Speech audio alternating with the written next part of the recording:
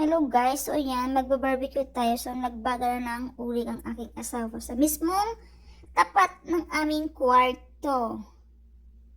Ayan. Yan na aking asawa. So ako naman is mag-ready na ng ating barbecue. So ayan, pasok na tayo sa loob kasi medyo paggabi na kailangan natin bilisan. Yan. So may mga baon na kaming na-marinate na karni guys. Yung isa is chicken, ito naman is pork. Yan. Yan, tsaka may kanin na rin akong naluto. Galing sa bahay. Tsaka may stick, nagbaon din ako ng stick guys. Barbecue stick. So ito pork, pinaghalo ko na yung taba tsaka yung laman. Kasi sa Czech Republic guys, is yung may sa meat shop may all fats. Yan, tapos meron din naman purong karne lang. Nakahiwalay siya guys. Mas mura yung fats. So ayan guys, magtutusok na tayo.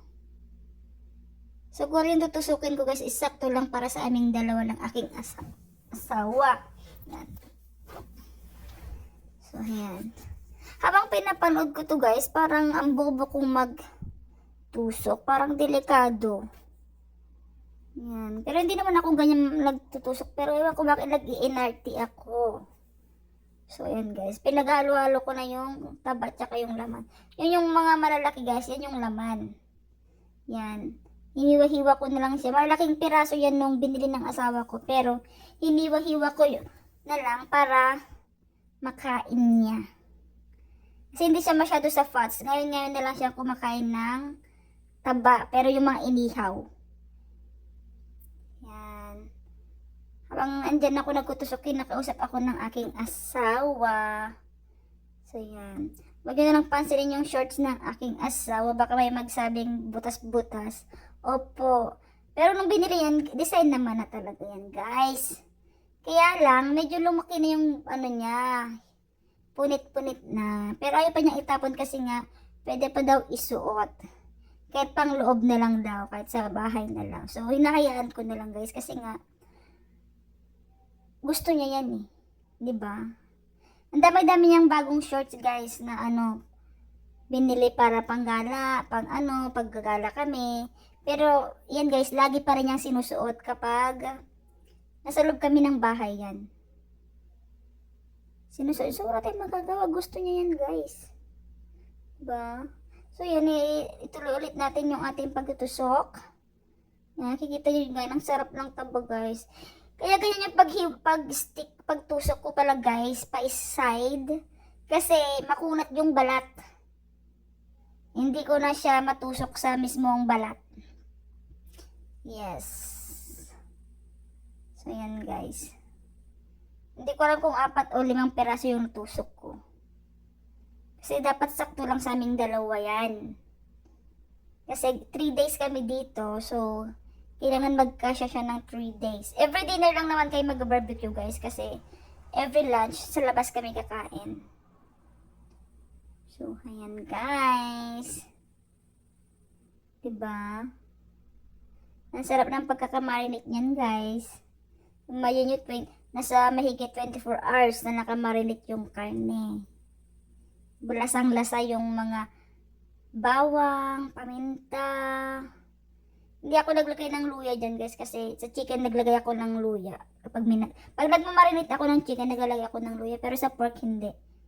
Marami lang na maraming garlic, lemon, tsaka pepper. Yan. Tapos lagyan ko din ng ketchup. Philippine style po siya. Kasi yan ang gusto ng asawa ko, mga barbecue na Filipino. Yan, no? Tignan mo yung taba, sarap. Habang pinapanood ko to, parang gusto ko mag-barbecue, guys. O, diba? Puro laman. Tsaka masakit na rin yung kamay ko dyan, guys, kasi malamig yung karne. Yan, tinigil ko na kasi parang sakto na. So, yan, guys, nag-iihaw na yung asawa ko. Tsaka nag-ihiwa din ako ng ilang perasong talong. Kasi masarap yung inihaw na talong na ganyan guys. Slice yung half cook lang yung pagkaka-ihaw niya. Yan, tsaka ang lakas na yun ng apoy, nasusunog na. So yan, tinuhusan niya ng beer. I'd like to use the beer. Tingnan nyo naman yan guys, bubusan Of course. ng beer. Sayang yung beer. Hindi kasi siya masyadong marunong pang mag-barbecue. Nahulog pa yung talong. Ilang piraso na nga lang yung talong na inihaw ko. Nahulog pa. O, diba?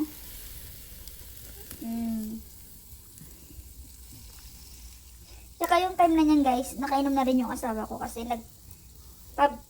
sinamahan ko siyang pumunta sa pub. Parang ano lang restaurant, ganyan. Nagayam na rin siya ng, siguro sa nasa 1 litrong beer. Parang wala lang yan guys. So ayan guys, Kain na kami. tuwing kakain yung sinasabawan asawa niya niya ng soya sauce, sasabaw siya yung ng kanin. soya sauce. Ako hindi. Silver Hati kami sa Swan kanin yan, guys. hindi naman ah. siya sponsor. Marami pa nga siyang kinain sa akin dyan. Nagbabaon ako ng Tapos may soya sauce kamatis, every time may magka-holiday kami. So yan, kakain na rin ako. Kain na tayo. Sa isang talon na kami kumakain What's guys. spicy? So, pasensyahan nyo na yung pagkain ko guys kasi maingay akong kumain. Talagang nam nam nam nam. Diba? Sarap. Good.